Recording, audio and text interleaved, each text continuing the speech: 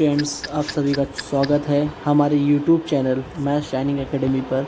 आज हम आपके लिए लाए हैं exercise 2.2 of chapter 2 polynomial for class 10th। जैसा कि आप सभी जानते हैं कि मैंने पिछले वीडियो में 2.1 आप लोगों को बताई थी। अब यहाँ पर हम लोग शुरू करते हैं 2.2, ठीक है। और आपको पता है कि इस बार CBSE ने काफ़ी सिलेबस रिड्यूस कर दिया है, तो इस चैप्टर में सिर्फ 2 ही एक्सरसाइज हैं, ठीक है। जैसा कि मैंने वीडियो में पहले बता रखा है, मेरा वाला वीडियो देख सकते हैं। तो यहाँ पर देखिए, पहले क्वेश्चन को हम लोग पढ़ते हैं, ठीक है। तो इसमें जो है सबसे पहले आप देखिए, इसमें आइए, find the zeros of the following quadratic polynomial, first वाला, ठीक है। Find the zeros of the following quadratic polynomials and verify the relationship between the zeros and the coefficients, ठीक है। तो देखिए, यहाँ पर आप लोगों को बता रखा है इसमें कि हम लोगों को क्वाड्रेटिक पॉलिनोमियल्स दे रखे हैं, ठीक है, क्वाड्रेटिक पॉलिनोमियल। तो यहाँ पर देखिए, आप लोगों को ज़ीरोज़ बताने हैं इन क्वाड्रेटिक पॉलिनोमियल्स के। कौन से क्वाड्रेटिक पॉलिनोमियल्स? जो ये दे रखे हैं, जैसे कि फर्स्ट वन, सेकेंड, थर्ड, ठीक है, ये वाले। और verify the relationship between the zeros and the coefficients, इन सब के ज़ीरोज़ और कोफिशिएंट्स के बीच में इनका रिलेशन भी वेरीफाई करना है, ठीक है। तो सबसे पहले देखिए, मैं क्वेश्चन नंबर 1 का पार्ट 1 बताता हूँ, ठीक है। देखिए, जैसे कि यहाँ पर क्वेश्चन 1 का पार्ट 1 मैंने यहाँ पर नोट कर लिया है। सबसे पहले इस 2x को देखिए किस तरीके से हम लिखते हैं। यहाँ पर देखिएगा, x² - 4x + 2x - 8। देखिए, -4x और +2x अगर हम लोग करेंगे तो माइनस का 2x आ जाएगा, ठीक है। तो देखिए, अब हम लोग इसको कॉमन लेते हैं इसमें से, ठीक है, x। तो यहाँ पर बचेगा x और यहाँ पर आपका बचेगा 4, ठीक है। फिर देखिए, यहाँ से कॉमन लेंगे, 2 कॉमन लेंगे, तो x - 4, ठीक है। इतना आपको देखिए क्लियर हो गया होगा। अब ये x - 4 और x - 4 इसको कॉमन ले लेंगे, ठीक है। और ये आपका x + 2 सेम टू सेम वैसे ही आ जाएगा, ठीक है। तो देखिए, ये आपके जो है, ये जो 2 चीज़ें आई, ये आपके हो गए हैं फैक्टर्स, ठीक है। अब इस इक्वेशन के ये 2 फैक्टर्स हैं। अब यहाँ से हम लोग वैल्यूज निकालेंगे। देखिए, x - 4 = 0 रखेंगे तो आ जाएगा x = 4, ठीक है। एंड x + 2 = 0 तो आ जाएगा x = -2, ठीक है। इतना आप लोगों को क्लियर हो गया होगा। आप लोग चाहे तो स्क्रीनशॉट ले सकते हैं या फिर इसको आराम से वीडियो पॉज करके देख सकते हैं, ठीक है। देखिए, ये जो हम लोगों ने निकाले हैं, ये आपके ज़ीरोज़ हो गए हैं, ठीक है। अब देखिए, यहाँ पर सबसे बड़ी बात आप लोगों को बता देता हूँ कि सम ऑफ द ज़ीरोज़, ठीक है, कुछ लिखने जा रहा हूँ। सम ऑफ ज़ीरोज़ = यहाँ पे लिख देते हैं, ठीक है, minus of coefficient of x upon coefficient of x², ठीक है। ये देखिए, आपका टोटल ब्रैकेट में रहेगा, जो भी कोएफिशिएंट ऑफ x है उसका नेगेटिव, और ये सम ऑफ ज़ीरोज़ के इक्वल है, ठीक है। तो देखिए, सम ऑफ ज़ीरोज़ क्या होगा? सम ऑफ ज़ीरोज़ आपको पता है, 4 प्लस ये -2 जो है इसको ब्रैकेट के अंदर, ठीक है, इक्वल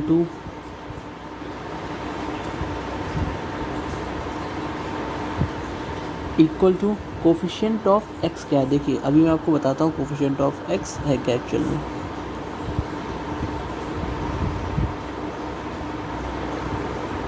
देखिए, कोफिशिएंट ऑफ x यहाँ पर क्या है, -2 दिख रहा है आपको। देखिए, ये देखिए, ये आपका जो है, जहाँ पे मेरा ये जा रहा है, ये देखिए कोफिशिएंट ऑफ एक्स है -2, ठीक है, तो इसको -2 को ले लेंगे आप।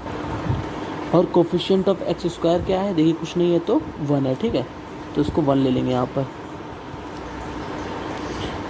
तो माइनस जो ये है तो माइनस आ जाएगा, और कोफिशिएंट ऑफ एक्स क्या था 2, ठीक है, माइनस का ये ब्रैकेट के अंदर, ठीक है, एक माइनस बाहर एक माइनस के अंदर और एक 1, ठीक है, ये आपको क्लियर हो। देखिए लेफ्ट हैंड साइड में आपका आ जाएगा 4 - 2, 4 प्लस माइनस माइनस, तो 4 - 2 2, ठीक है, लेफ्ट हैंड साइड में आपका आ जाएगा 2, और राइट हैंड साइड में आपका आ जाएगा माइनस माइनस प्लस 2, ठीक है। तो यहाँ पर क्या हो गया, LHS is equal to RHS, ठीक है। तो देखिए सम जो है वो वेरीफाइड हो गया, सम ऑफ जीरो। ऐसे हम लोग प्रोडक्ट ऑफ ज़ीरोज़ भी वेरीफाई कर देंगे, ठीक है।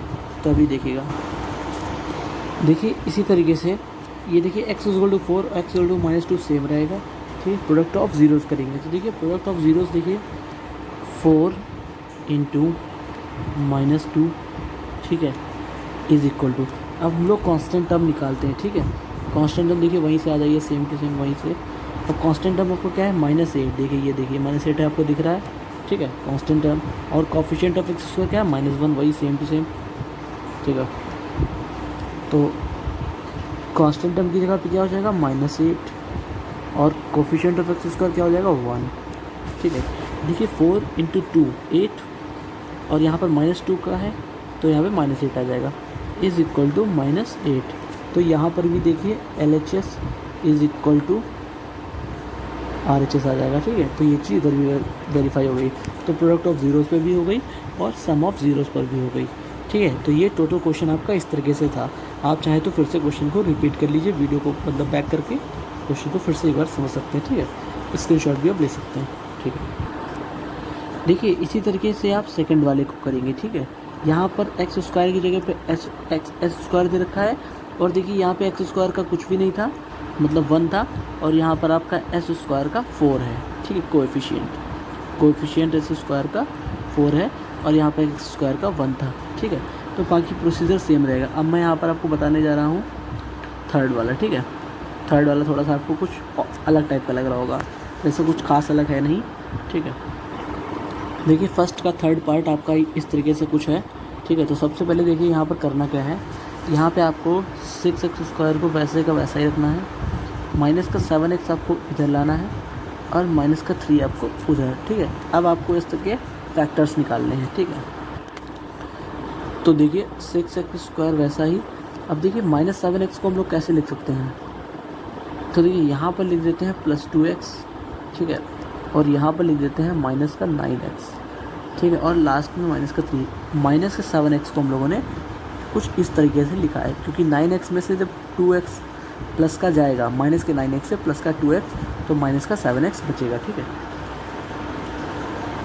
अब यहाँ पे सबसे पहले हम लोग 2x कॉमन लेते हैं, ठीक है। तो जब यहाँ से 2x कॉमन गया तो 2 3 या 6 और एक x भी, ठीक है, और यहाँ पर आपका रह जाएगा +1, ठीक है।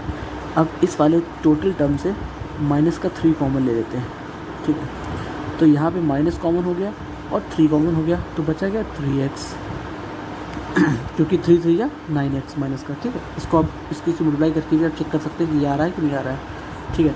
और यहाँ से जब -3 पूरा कॉमन ही हो गया तो यहाँ पे बचा गया +1, ठीक है। देखिए कितनी आराम से हम लोगों ने कॉमन ले लिया।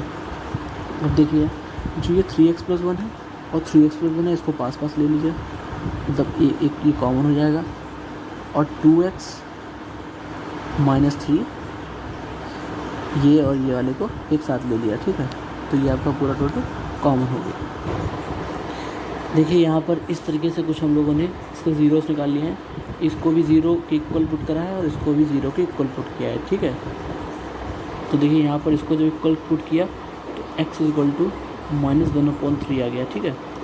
और जब इसको हम लोगों ने इक्वल के 0 के इक्वल पुट किया है तो x = 3/2 आ गया है, ठीक है। तो इतना आपको समझ आया। अगर आपको समझ आया तो आप स्क्रीनशॉट ले सकते हैं, और अगर नहीं आया तो फिर से आप लोग एक बार वीडियो को रिवाइंड करके देख सकते हैं, ठीक है। अब हम लोग यहाँ पर सम ऑफ ज़ीरोज़ निकालेंगे, ठीक है।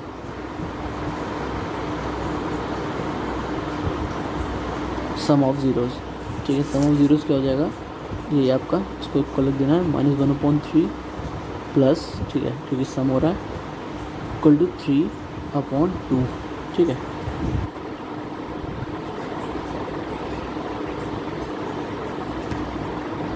ठीक है, ये आपका 3/2 हो गया, ठीक है। यहाँ पे सम ऑफ ज़ीरोज़ 3/2, ठीक है। अब इसको जो है ये आपका हो जाएगा, यहाँ पे आप लोग एलसीएम ले सकते हैं 2 और 3 का, दैट इज़ 6, ठीक है। 3 2 मतलब -2, ठीक है। 2 3 जा 6, 3 3 जा 9।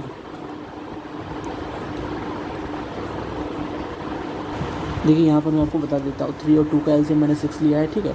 फिर इस वाले 3 की मैंने इस वाले 6 से मल्टीप्लाई की तो कितना आया 2, 3 2 जा 6, ठीक है। तो जो 2 आया वो इस -1 से, ये जो -1 है, इस वाले -1 से हमने मल्टीप्लाई कर दी, ठीक है। तो यहाँ पर आ गया -2, ठीक है। अब इस वाले 2 की फिर इस वाले 6 करी तो कितना आया 2 3 जा 6, ठीक है। 2 3 जा 6, ठीक है। तो जो ये 3 आया, इस 3 को आपने क्या किया, इस वाले 3 की इस वाले 3 से मल्टीप्लाई कर दी तो कितना आ गया 9, ठीक है। तो यहाँ पे 9, तो 9 - 2 दैट इज़ -7/6, ठीक है, ये आ गया। अब देखिए ये की चीज़ किसकी इक्वल होगी, मैंने आपको बताया था ना सम ऑफ ज़ीरोज़ किसके इक्वल होता है। तो यहाँ पे सबसे पहले लेंगे माइनस, ये कोएफिशिएंट को मैं शॉर्ट में लिख दूंगा, कोएफिशिएंट इस तरीके से, ठीक है, ऑफ x, ठीक है, ये ब्रैकेट के अंदर, अपॉन कोएफिशिएंट ऑफ x², ठीक है, समझ गया। सम ऑफ ज़ीरोज़ निकाला, ज़ीरो निकालने का कितना आया -7/6, ठीक है। और -7/6 इसके इक्वल होता है किसके, minus of coefficient of x upon coefficient of x², जैसा कि मैंने सम ऑफ ज़ीरोज़ में बताया था। इतना आपको समझ आया, ठीक है। आप इसका स्क्रीनशॉट ले सकते हैं। अब हम लोग निकालते हैं प्रोडक्ट ऑफ ज़ीरोज़, ठीक है। तो प्रोडक्ट ऑफ ज़ीरोज़, ठीक है। तो यहाँ पर सबसे पहले हम लोग प्रोडक्ट ले लेंगे, -1/3 × 3/2, ठीक है। तो देखिए 3 से 3 कैंसिल हो जाएगा, ठीक है, मैंने बता दिया है, पर आप लोग इस तरीके से मत करिएगा एग्जाम में, ठीक है। तो बचेगा कितना, 3 3 कैंसिल, तो -1/2, ठीक है। अब आपको पता है कि प्रोडक्ट ऑफ ज़ीरोज़ किसके इक्वल होता है, प्रोडक्ट ऑफ ज़ीरोज़ जो होता है वो हो जाता है, जैसे कि -1/2 प्रोडक्ट ऑफ ज़ीरोज़ है, ये होगा आपका कांस्टेंट टर्म,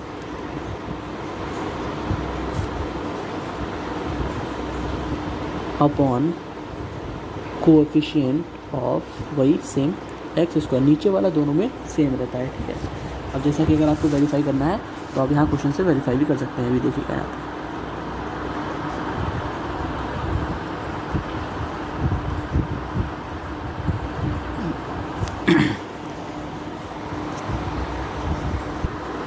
देखिए यहाँ पे कांस्टेंट टर्म आपका कितना है, -3 है, ठीक है।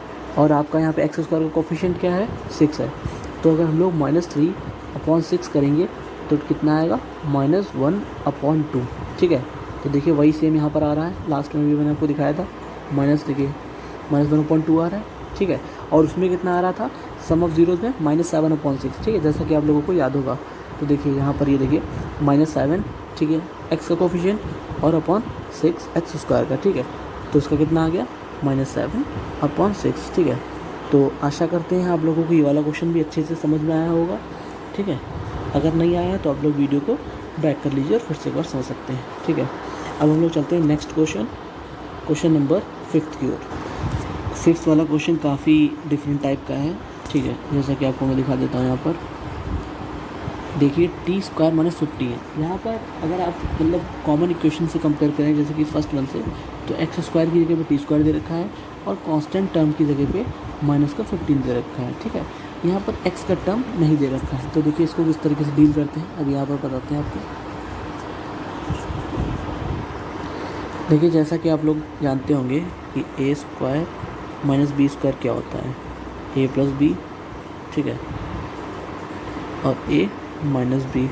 ठीक है, ये आप लोगों को फॉर्मूला पता है। ठीक है, तो देखिए इसी फॉर्मूले के बेसिस पे हम लोग इसको शुरू करते हैं।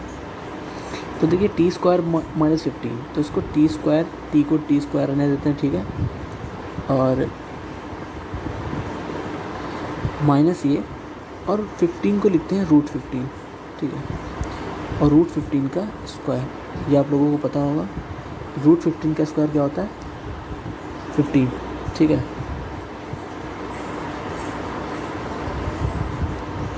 रूट 15 का क्या होता है? 15 होता है। ठीक है, इसको थोड़ा सा फिर से लिख देते हैं, थोड़ा सा साफ नहीं आ रहा था। जब हम लोग रूट 15 का स्क्वायर करेंगे तो आ जाएगा 15। ठीक है, ये जो है ये इसी फॉर्म का है। ठीक है, सेम टू सेम। तो देखिए यहाँ पर टी स्क्वायर हो जाएगा आपका। तो देखिए इसको कैसे लिख सकते हैं? T minus root 15। ठीक है, एक ब्रैकेट में, क्योंकि a square minus b square क्या होता है? A plus b, a minus b. तो मैंने ए माइनस बी पहले लिख दिया, अब मैं ए प्लस बी की टर्म लिख देता हूँ। ठीक है, तो इस इक्वेशन के जो है ये दो फैक्टर यहाँ पे रेडी हो चुके हैं। तो ठीक है, तो पहली टी की वैल्यू क्या हो जाएगी?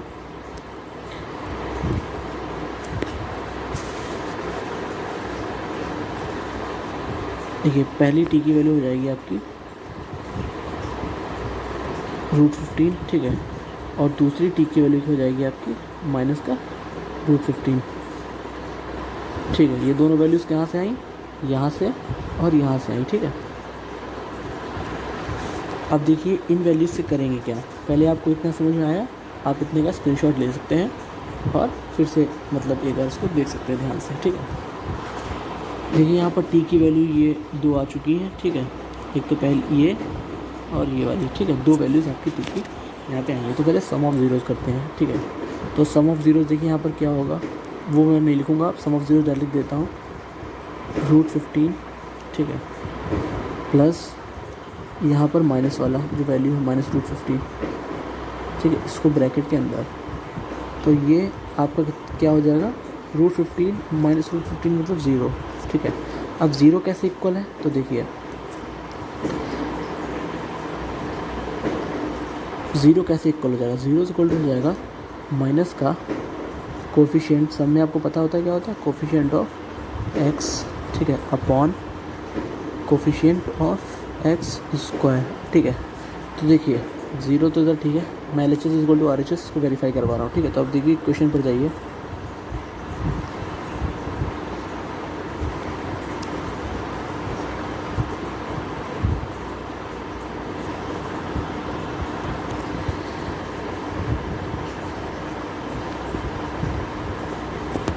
देखिए यहाँ पर एक छोटी सी मिस्टेक हुई है कि एक्स स्क्वायर नहीं होगा और एक्स नहीं होगा, टी होगा यहाँ पर। ठीक है, क्योंकि यहाँ पे वैल्यूज़ जो है वो टी में दे रखी है। ठीक है, तो यहाँ पर भी टी और यहाँ पर भी टी, बस इतना सा छोटा सा चेंज था। ठीक है, अब देखिए यहाँ पर आप देख रहे हैं कि टी स्क्वायर का तो माइनस टी स्क्वायर का तो है कोफिशिएंट 1। ठीक है, पर यहाँ पे क्या टी है? टी नहीं है। तो जब टी नहीं है तो टी का कोफिशिएंट क्या होगा? 0। तभी 0 इंटू टी 0 हो गया ना, गायब हो गया। इसलिए हम लोग टी का कोफिशिएंट लेंगे 0। ठीक है,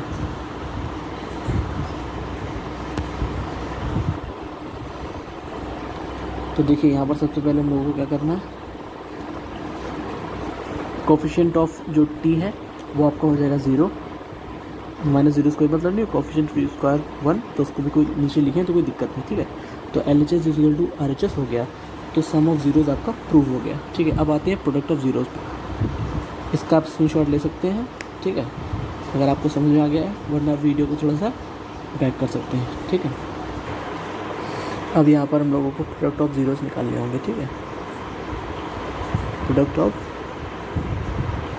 ज़ीरोज़। ठीक है, तो पहले क्या है? Root 15 into root 15। ठीक है, वो भी माइनस ब्रैकेट के अंदर ले लेते हैं इसको। ठीक है, तो यहाँ पे रूट 15 क्या हो जाएगा? 15। ठीक है, और वो भी माइनस का। ठीक है, तो ये आपको माइनस का 15 हो जाएगा किसके इक्वल? Constant term. ठीक है, upon coefficient of x square. ठीक है, देखिए यहाँ पर इसको वेरीफाई भी हम लोग कर सकते हैं। अभी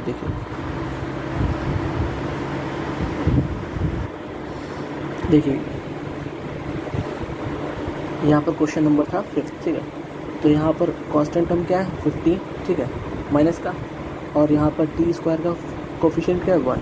ठीक है, तो -15/1 माइनस का 15। ठीक है, देखिए वही हम लोगों को यहाँ पर आ रहा है, माइनस का 15। ठीक है, तो ये भी आपका प्रूव हो गया, वेरीफाइड हो गया। ठीक है, अब आपके यहाँ पर 5th हो गया।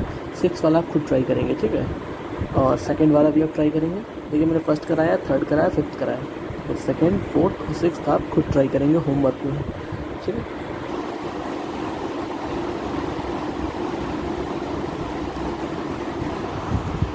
देखिए यहाँ पर क्वेश्चन नंबर जो 2nd है वो बिल्कुल फर्स्ट वाले के अपोजिट है। ठीक है, जैसे कि फर्स्ट वाले पे हम लोग क्या करते थे कि हम लोगों को ये क्वाड्रेटिक पॉलिनोमियल्स दे रखे होते थे, इसके ज़ीरोज़ निकालते थे। ठीक है, और कोफिशिएंट्स और ज़ीरोज़ के रिलेशनशिप को वेरीफाई करते थे। पर यहाँ पर हम लोगों को क्वाड्रेटिक पॉलिनोमियल ही फाइंड करना है। ठीक है, क्वाड्रेटिक पॉलिनोमियल ही फाइंड करना है जहाँ पर हम लोगों को इसके ज़ीरोज़ दे रखे हैं। ठीक है, दोनों ज़ीरो, जिसको अल्फ़ा या बीटा कुछ भी आप लेट कर सकते हैं। ये अल्फ़ा हो गया, ये आपका बीटा हो गया। ठीक है, तो देखिए आइए इसको कैसे करते हैं, देखिएगा। देखिए यहाँ पर 2nd का पार्ट 1 जो है उसमें आपको अल्फ़ा और बीटा दे रखे हैं 1/4 1 और -1। ठीक है, अल्फ़ा ये इसको अल्फ़ा लेट कर सकते हैं और इसको बीटा लेट कर सकते हैं, जो ये आपके ज़ीरोज़ हैं। तो पहले तो सम ऑफ ज़ीरोज़ हम लोगों को पता है। ठीक है, तो सम ऑफ ज़ीरोज़ निकालेंगे। तो देखिए यहाँ पर हम लोग पहले लिख देते हैं सम ऑफ ज़ीरोज़। ठीक है, तो ये आपका हो जाएगा 1/4 प्लस, ठीक है, और माइनस का 1 दूसरा वाला बीटा। ठीक है, तो इसमें आपको एलसीएम ले लेंगे, दैट इज़ 4। तो ये आपका हो जाएगा 1। ठीक है, और ये आपका हो जाएगा माइनस का 4। ठीक है, सो दैट इज़ -3/4। ठीक है, -3/4। तो देखिए आपको पता है कि जो ये होता है -3/4 किसी इक्वल होगा, मैं पूरा बता देता हूँ क्योंकि सम ऑफ ज़ीरोज़ तो आपको पता है ना क्या होता है। तो ये हो जाएगा माइनस कोएफिशिएंट ऑफ एक्स। ठीक है, और upon coefficient of x square. ठीक है, तो अगर हम लोग माइनस से माइनस कैंसिल कर दें तो कंपेयर करने पे कोएफिशिएंट ऑफ एक्स क्या हो जाएगा, वो हो जाएगा 3। ठीक है, coefficient of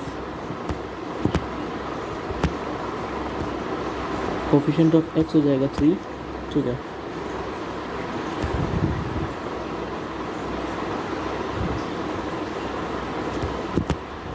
coefficient of x हो जाएगा आपका 3 और कोफिशिएंट ऑफ एक्स स्क्वायर हो जाएगा दैट इज़ 4।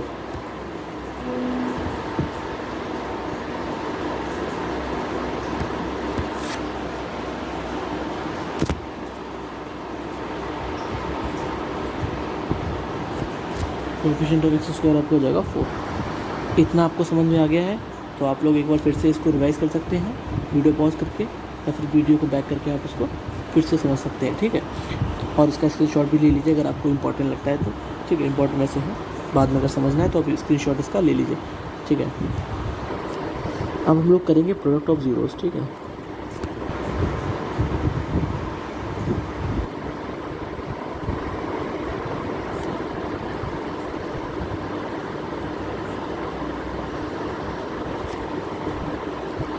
ठीक है, तो प्रोडक्ट ऑफ ज़ीरोज़ पे देखिए आपको पता था ना 1/4 दे रखा है। ठीक है, और दूसरा माइनस का 1। ठीक है, तो यहाँ पर आपका आ जाएगा माइनस का 1/4। ठीक है, तो देखिए माइनस का जो 1/4 है वो आपका इसके इक्वल होगा कांस्टेंट टर्म। ठीक है, अपॉन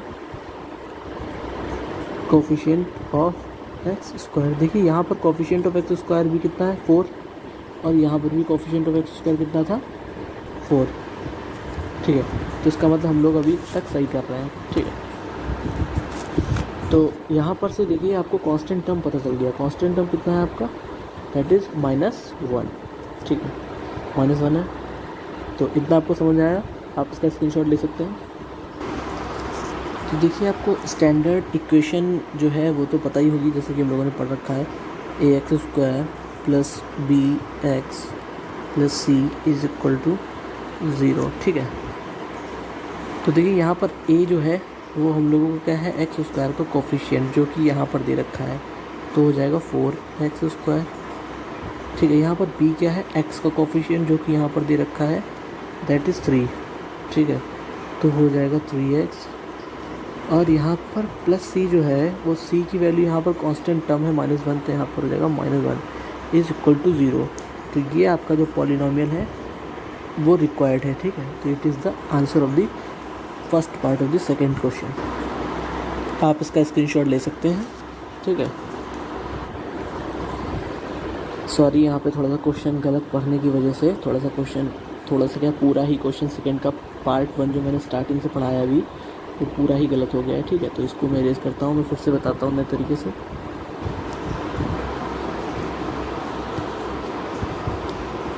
एक्चुअली में गलती क्या हुई मैं पूरा बता देता हूँ। यहाँ पे लिखा है find a quadratic polynomial in each given number as the sum and the product of its zeros. तो मैंने यहाँ पे क्या समझा कि ये ज़ीरोज़ दे रखे हैं ये, और ये ज़ीरोज़ हैं, पर एक्चुअल में ज़ीरोज़ नहीं है। ये जो है 1/4 ये सम ऑफ द ज़ीरोज़ है, और -1 जो है वो प्रोडक्ट ऑफ द ज़ीरोज़ है। ठीक है, ये मिस्टेक हो गई, इसकी वजह से पूरा का पूरा क्वेश्चन ही रॉन्ग हो गया है, फर्स्ट वाला। ठीक है, सेकंड का फर्स्ट। तो देखिए इसको मैं बताता हूँ।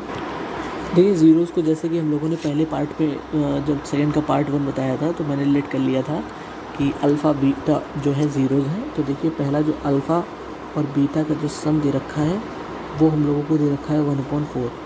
ठीक है, अल्फ़ा + बीटा।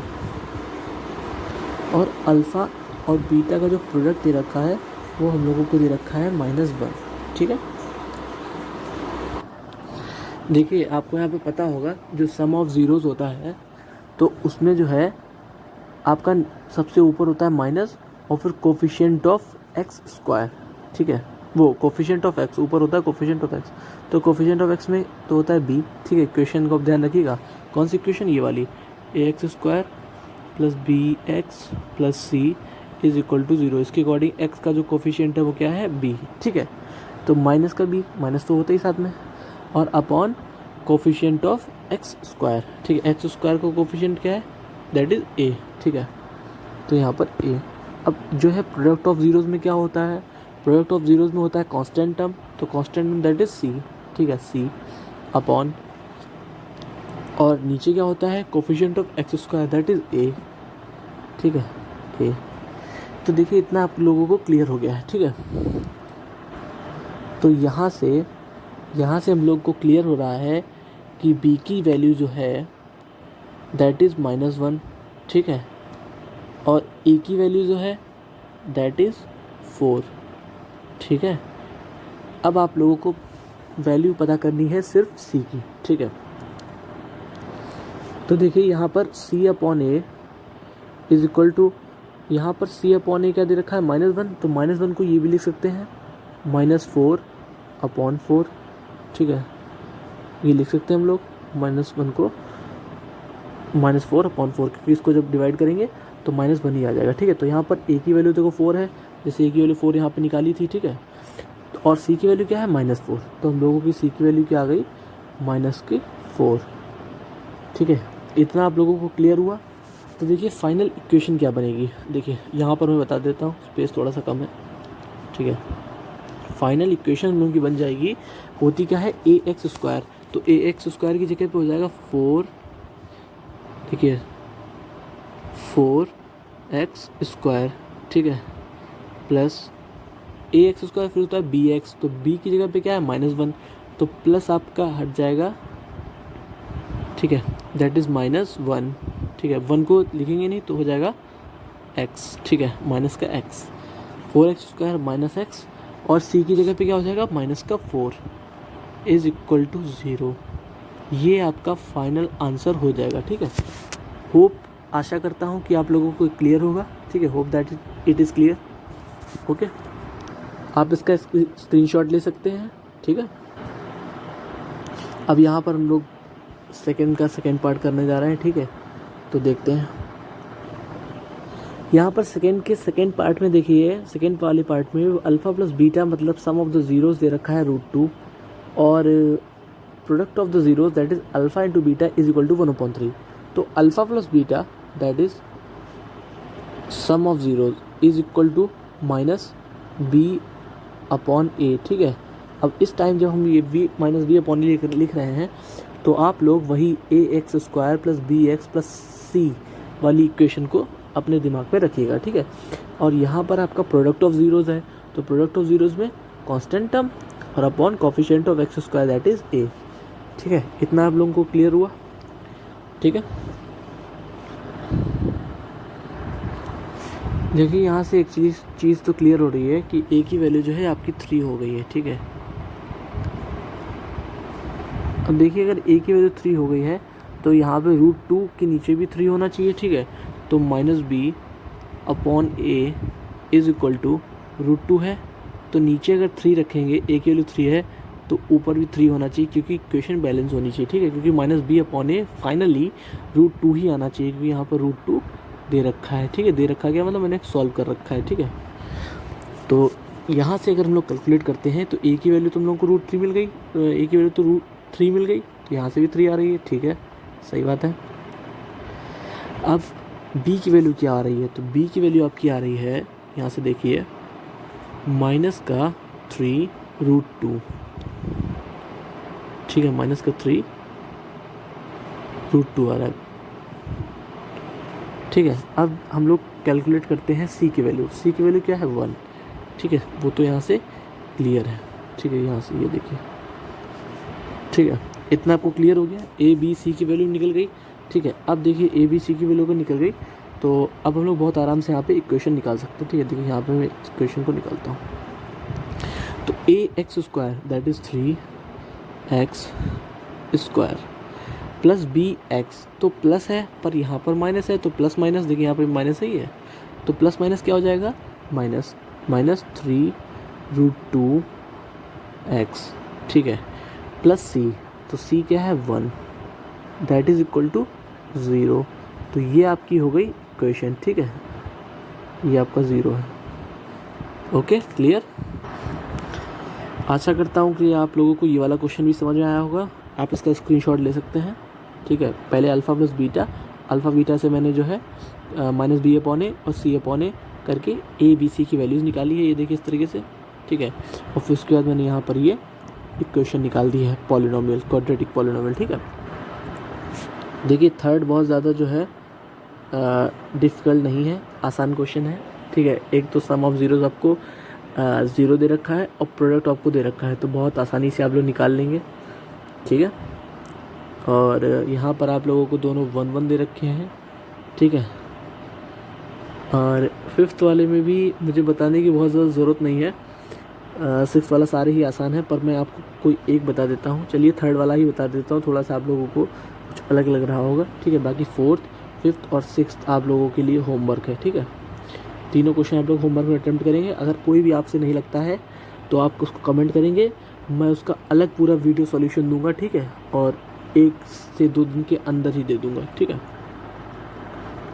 देखिए यहाँ पर sum of zeros that is alpha beta is equal to 0 दे रखा है और product of zeros that is alpha beta is equal to √5 आपको दे रखा है, ठीक है। तो यहाँ से आप लोग करेंगे -b/a, ठीक है, और यहाँ से हम लोग कहेंगे c/a, ठीक है। तो देखिए दोनों जगह से अगर कॉमन देखा जाए तो यहाँ पर भी 1 है और यहाँ पर 0 के नीचे भी 1 है, तो a की वैल्यू क्या आ रही है 1, ठीक है। तो हम लोग को यहाँ से क्लियर हो गया कि a की वैल्यू यहाँ पर 1 है, ठीक है। b की वैल्यू देखिए यहाँ से देख सकते हैं आप, यहाँ से डायरेक्ट, ठीक है। तो b की वैल्यू क्या है 0, ठीक है। b की वैल्यू क्लियर हो रही है, b की वैल्यू 0 है।